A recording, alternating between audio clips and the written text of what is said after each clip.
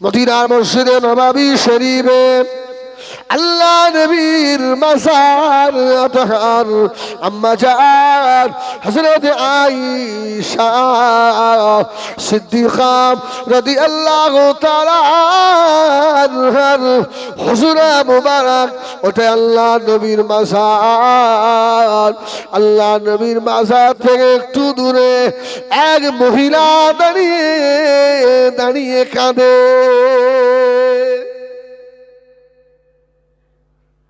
কি বলছে মহিলাটা?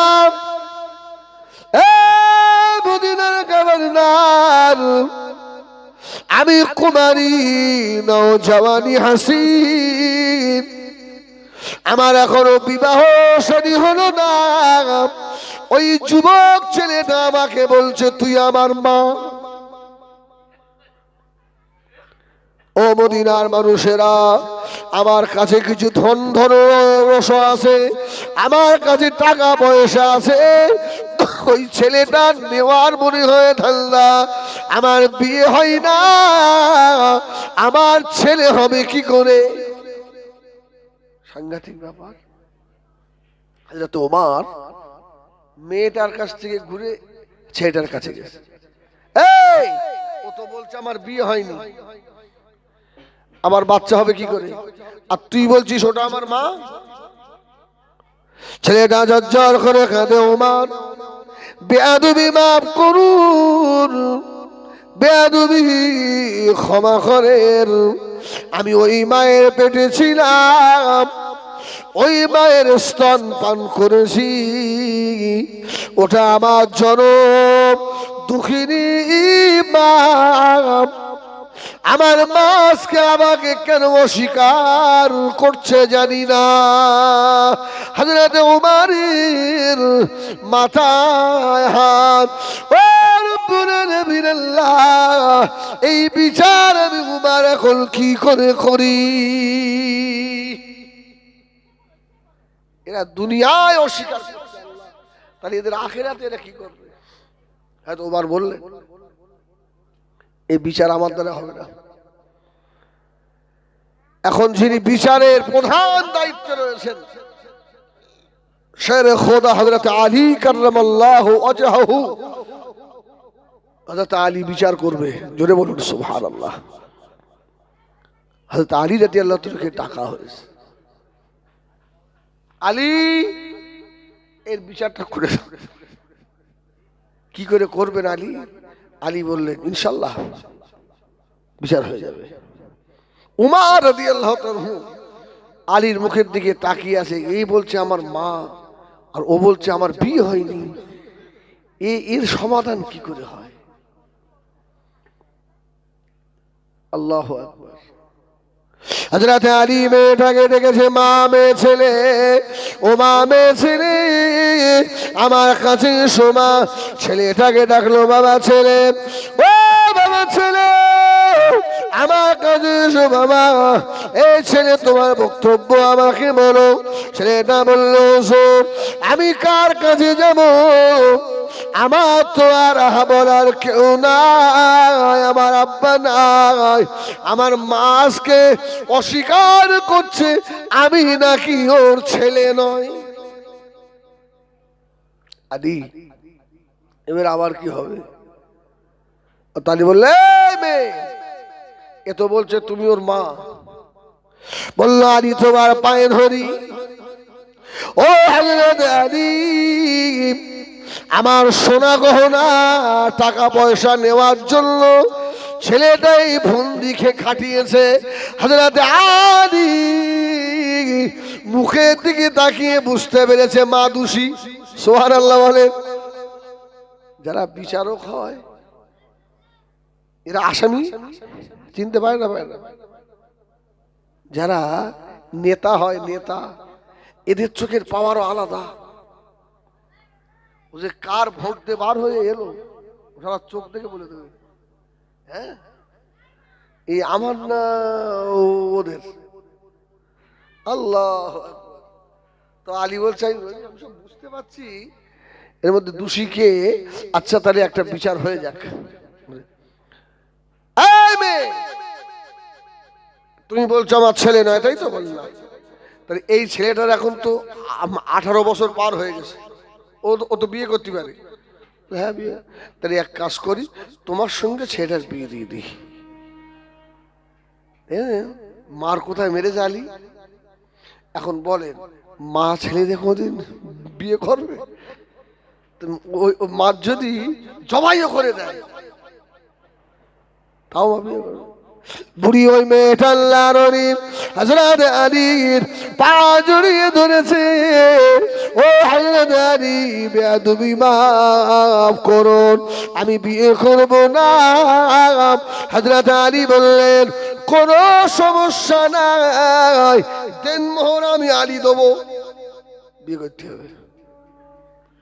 আলী যাচ্ছে, জোর মা নিজে মুখে বলুক আমার ছেলে, আমি ছেলেরে কি করে বিয়ে করি? দুনিয়ায় অস্বীকার। ছেলেটা দাঁড়িয়ে বলল, আলী ঠিক বিচার হচ্ছে আলী, আমি বিয়েতে রাজি। ছেলেটা রাজি হয়ে গেল, মা আলীর পা জড়িয়ে ধরেছে। হযরত আলী রে, পেটে ছেলেকে কি করে আমার ইজ্জত দেখাবো?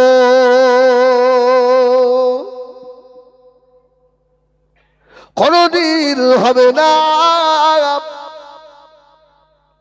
হযরত আলী হাত বাড়িয়ে দিলেন, ছেলেটার মাথার উপরে হযরত আলী হাত রাখলেন। ও বাবা ছেলে, কেঁদো না বাবা, মন খারাপ করো না বাবা, তোমার মা যখন তোমাকে ছেলে নেই বলে অস্বীকার করেছে, আমি আলী বললাম আজ থেকে তুমি আমার ছেলে। জোরে বলো। এই তোরা জায়গা দেখতে পাচ্ছিস? আলী মাথায় হাত দিয়ে বলছে তুমি আমার ছেলে। ছেলেটা আল্লাহ বলে ঠেলে উঠেছে। ও হযরত আলী, আমার নসিব যে কত বড়, হযরত আলীর মতো মানুষ আমার মাথার উপরে হাত রাখে। সুবহানাল্লাহ বলেন।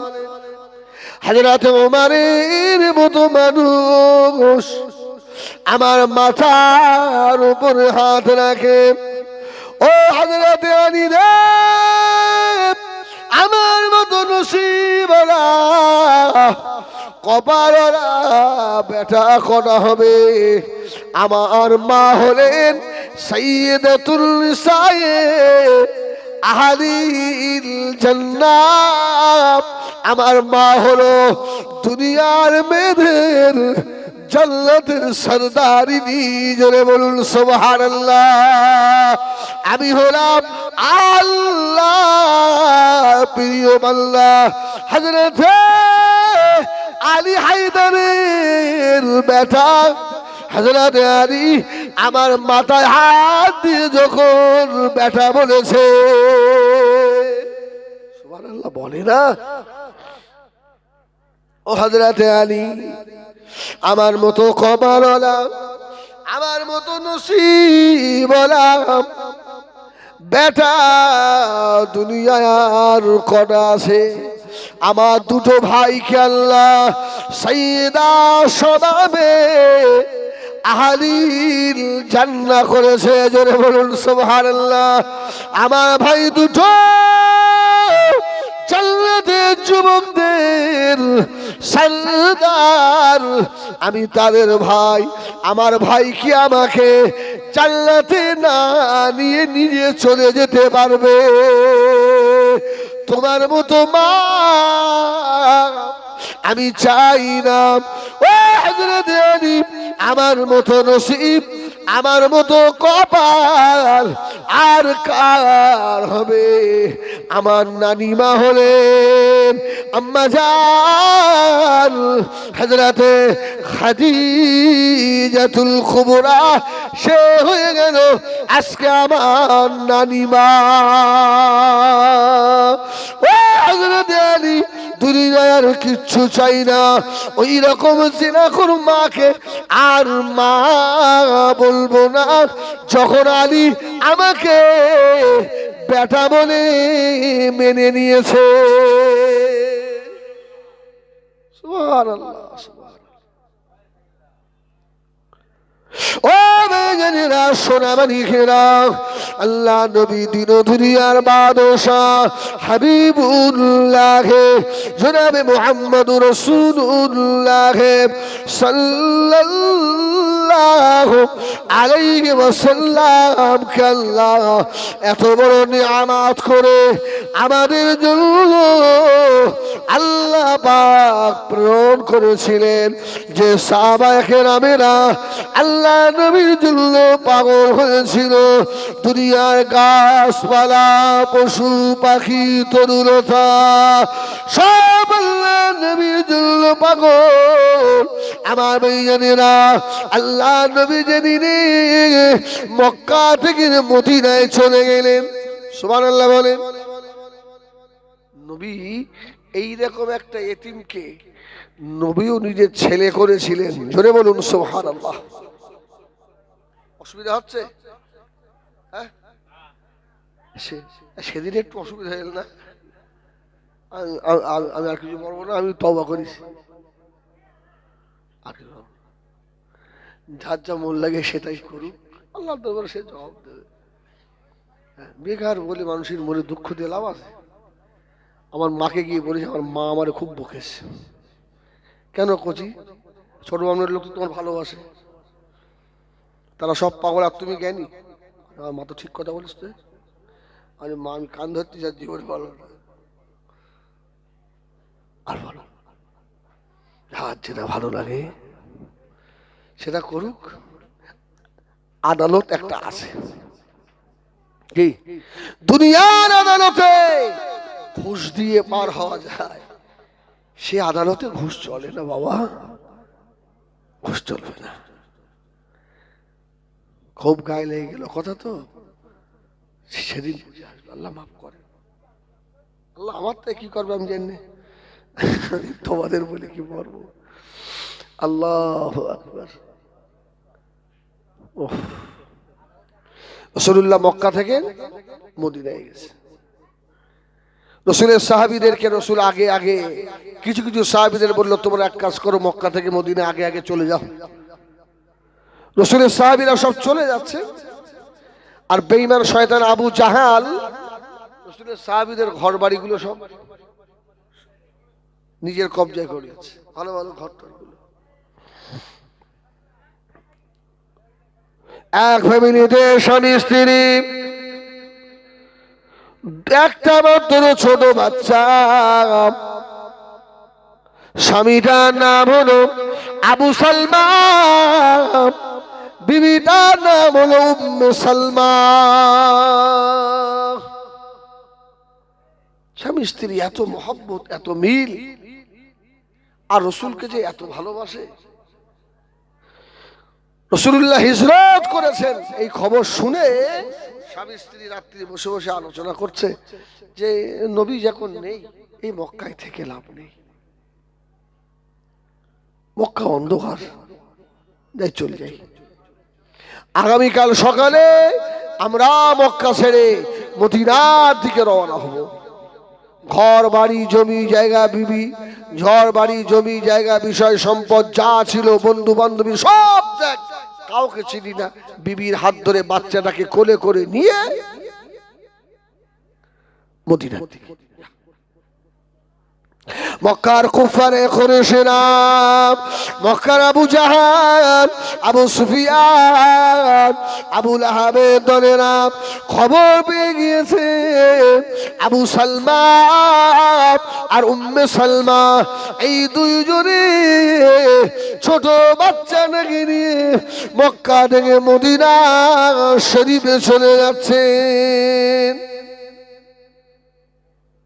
আবু সালমান বংশের মানুষেরা গিয়ে বাচ্চাটাকে ছিনিয়ে নিয়ে, দে বাচ্চা আমাদের দে, তুই তো আমাদের বংশের ছেলে, ছেলেটা তো আমাদের বংশের, মুহাম্মদকে বড় ভালোবাসিস, তুই একা চল, বাচ্চা। আচ্ছা বাচ্চা ছাড়বে কেউ? আল্লাহু আকবার। আবু সালমা দেবে না, সমাজের লোক তো ছাড়বে না। এক রিওয়ায়াতে এসেছে টানাটানি করতে করতে বাচ্চার একটা হাত খসে চলে, ছিঁড়ে চলে। শ্বশুর বাড়ির লোকজন এসে বলছে আমাদের উম্মে সালমাকে দিয়ে দাও, মুহাম্মদ সাল্লাল্লাহু আলাইহি ওয়াসাল্লামকে বড় ভালোবাসো, তুমি একা চলে যাও। কিন্তু এদের স্বামী স্ত্রীর এত মহব্বত, এ ওকে ছাড়া বাসে না, ও ওকে ছাড়া বাসে না, সুবহানাল্লাহ। কিন্তু যাবার আগের দিন রাত্রিরে স্বামী স্ত্রী বসে একটা ওরা আলোচনা করছিল।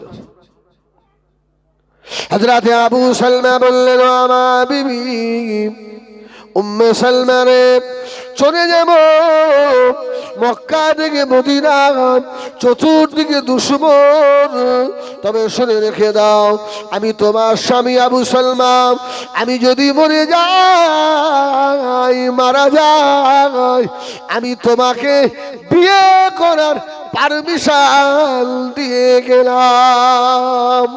জোরে বলুন সুবহানাল্লাহ। আমি স্বামী চলে গেলে তোমাকে কে দেখবে? তুমি বিয়ে করবে। বিবি উম্মে সালমা বললেন, ওরে আমার স্বামী রে, যদি আমি উম্মে সালমা মারা যাই, আপনি বিয়ে করতে পারবেন না। সুবহানাল্লাহ। এই জন্য মেয়েরা দুনিয়ায় সব ভাগ দেবে, স্বামীর ভাগ দেবে না। স্বামী পাগল হোক, আলহামদুলিল্লাহ, আল্লাহর তরফ থেকে এই মহব্বত, ঠিক কিনা? আল্লাহর তরফ থেকে সব দেবে। ওদের সব জায়গায় মারো, ওরা দুঃখ করবে না। চুল ধরে মেরো না, চুল ধরলে ওরা খুব কষ্ট পায়। আর এদের এমন অভ্যাস খারাপ, শয়তানের বাচ্চাগুলো আগে চুলই ধরবে।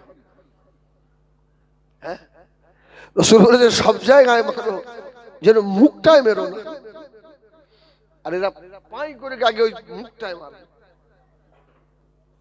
আল্লাহর যদি হুকুম থাকতো, আমিও বলতাম তোরা ওই ঝেঁটালে পিঠো, কিন্তু আল্লাহর তো হুকুম নেই। মারও খায় কয়েকজন। আমিও বিচার করি যে এই গ্রামে স্বামী স্ত্রীর আইসা চড় বেরিয়েছে, এসে বলতে হুজুর 3 দিন আমি কানে শুনতে পাইনি, আমাদের একটু বিচারটা করে দেবে। তার মধ্যে একজন নেই, কবরে চলে গেছে। একটা কবরে গেছে, একটা আছে। আমি হ্যাঁ, তুমি ওরা মারলে কেন?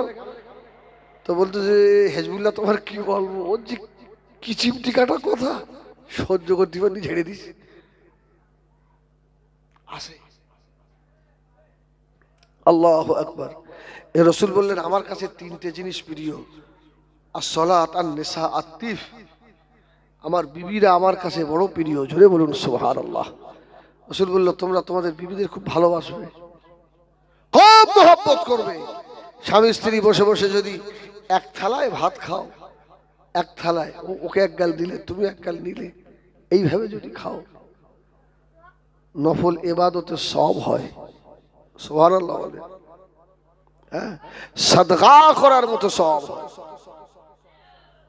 আর একটু অপরাধ পেরে চুল ধরে, আমও বলি যদি চুল ধরে তোমরাও দেবে, সেটে দে, আল্লাহর কাছে একবার দুবার তওবা করলে তো যায় হবে। একদিন যদি স্বামীরে জুত করে মারতে পারো, ওর পর দিন তোমার গায়ে হাত দেবে না। একদিন মারবে উদ্দে মাথায়, মেরে দেবে, বলবে আল্লাহ আমার ক্ষমা করে দাও। ও তো প্রতিদিন মারে, আমি একবার দিচ্ছি না, হাত দেবেন না। স্বামী স্ত্রী আল্লাহর মিলন, সুবহানাল্লাহ। তো স্বামীটা বললো উম্মে সালমা, আমি মারা গেলে তুমি বিয়ে করবে। আর উম্মে সালমা বলতো যদি আমি মরে যাই, খবরটা তুমি যেন বিয়ে করো না।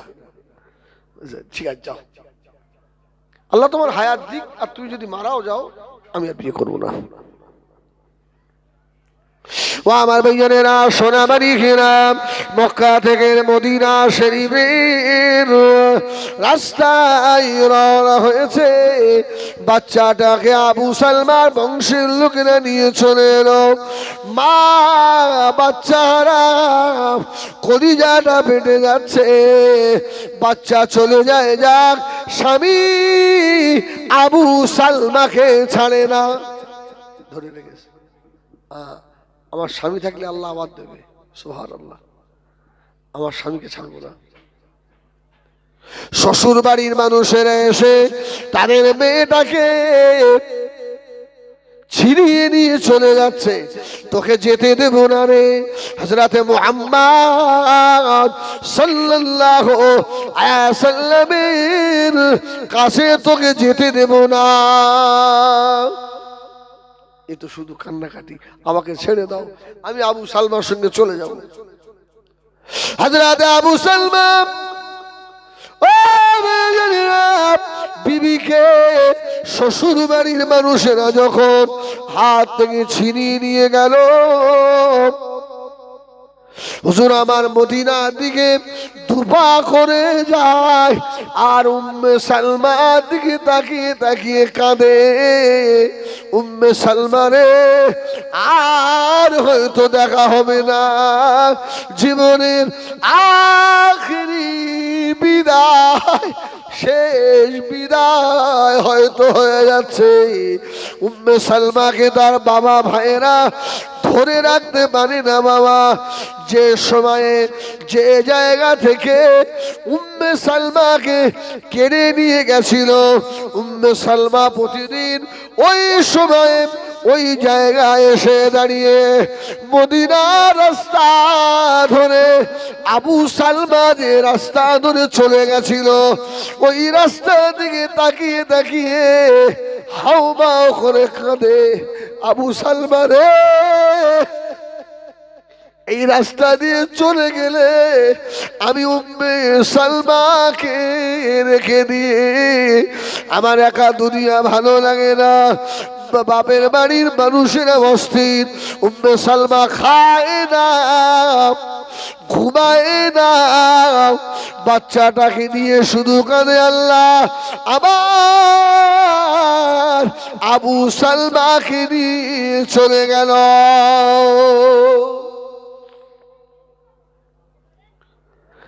1 তারিখে বাচ্চাটাকে কোলে করে নিয়ে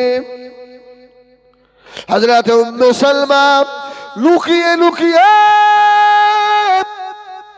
বাবার বাড়ি থেকে পালিয়ে চলে যাচ্ছে মদিনায়। জোরে বলুন সুবহানাল্লাহ। দুনিয়ায় আর কারো চাই না, যদি স্বামী আর রাসূলুল্লাহকে পাই।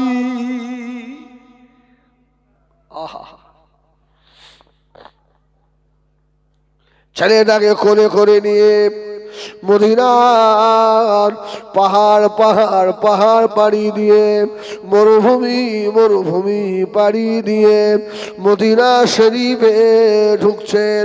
মসজিদে কুবা পার হয়ে চলে গেল।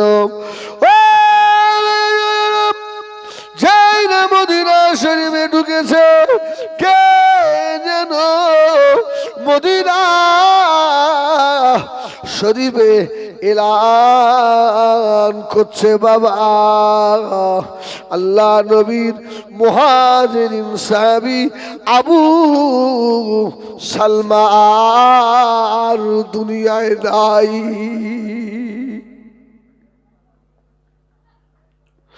ও যুবকেরা, ও মুরব্বিয়ানেরা, ও মায়েরা, বোনেরা, বেটিরা, হযরত আবু সালমা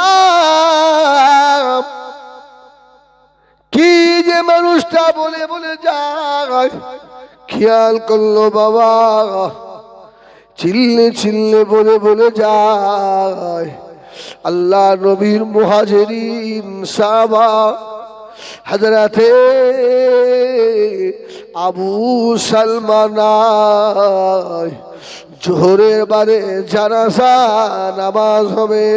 হযরতে উম্মে সালমা ছুটে গিয়ে যে মানুষটা এলান করছিল ওই মানুষটাকে গিয়ে ধরে ফেললো, বাবা কোন আবু সালমা আমাকে বলবে, কোন আবু সালমা আমাকে শোনাবে? এলান করা মানুষটা বলল, কয়েকদিন আগে মক্কা থেকে চলে এসেছে, তার বিবিকেও কেড়ে নিয়েছে, বাচ্চাকেও কেড়ে নিয়েছে। ওই আবু সালমা রে ইন্তেকাল হয়ে গিয়েছে। উম্মে সালমা বুঝতে পেরে গেল, আয় আল্লাহ, চলে আসার সময় আমার আবু সালমা বলেছিল, উম্মে সালমা রে আমার কাছ থেকে তোমাকে কেড়ে নিয়ে চলে যাচ্ছে, আর দেখা হবে না, আর কথা হবে না। আল্লাহ যদি দেখা করান ময়দানে মাহশরে গিয়ে দেখা হবে। আল্লাহ নবী দরবারে গিয়ে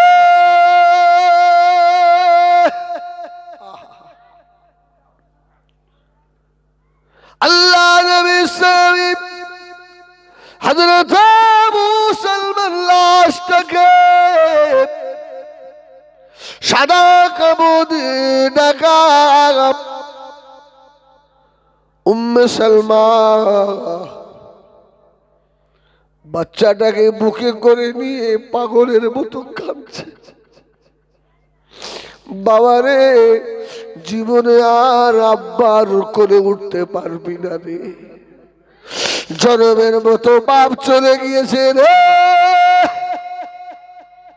তোকে তোর আব্বা দিতে চাইনি, ওরা জোর করে নিয়ে গেছে। বাচ্চাটার ভালো বুদ্ধি হয়েছিল, মায়ের মুখের দিকে তাকায়, মায়ের চোখে পানি দেখে অবাক হয়ে রয়েছে। আম্মা জান, আপনি যে আমাকে বলেছিলেন আর অল্প সময় গেলে আমার আব্বার সঙ্গে দেখা হবে, আমার আব্বা কোথায়? উম্মে সালমা বলেন, আমার তখন কলিজা ফেটে যাচ্ছে, আমার বেটা আমার কাছে এমন জিনিস চেয়েছে, কিয়ামতের সকাল হতে পারে,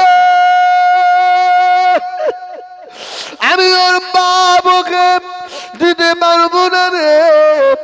ছেলেটাকে আস্তে করে ছেড়ে দিয়েছে। আল্লাহ নবী বললেন, ও মামে কে তুমি? মা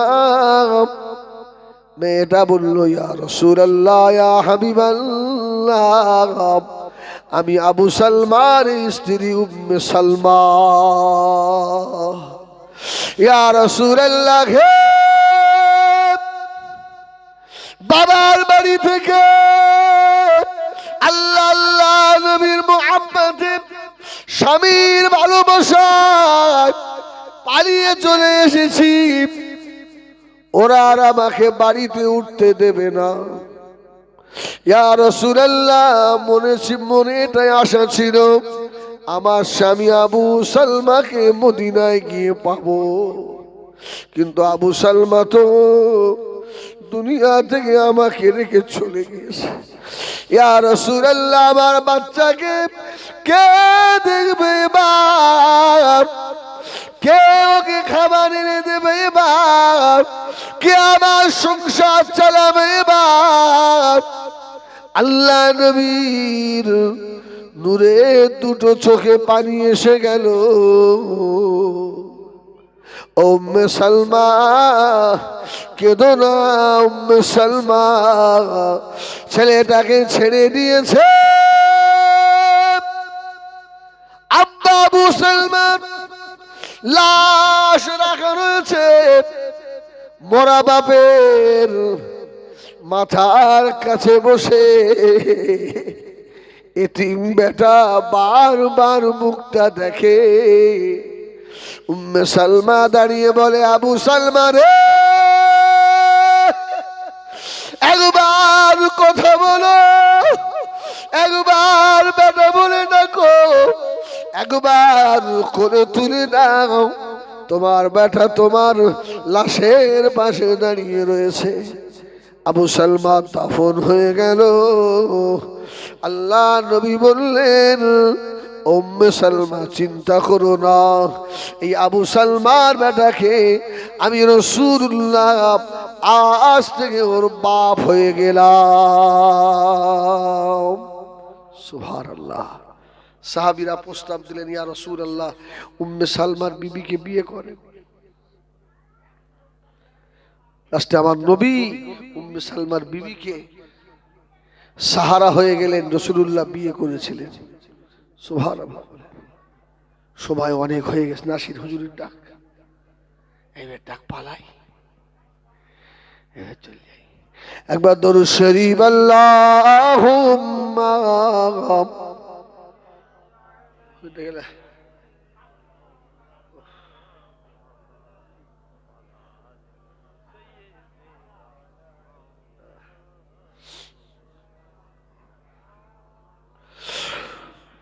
আল্লাহুম্মা সাল্লি আলা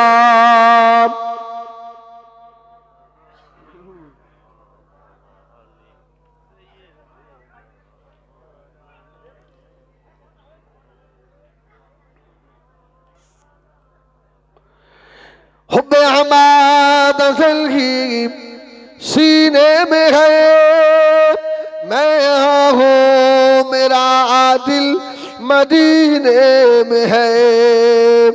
फूल तो फूल का तुम क्या हुस्न है, लुत्फ जन्नत से बढ़कर मदीने में है। अल्लाहुम्मा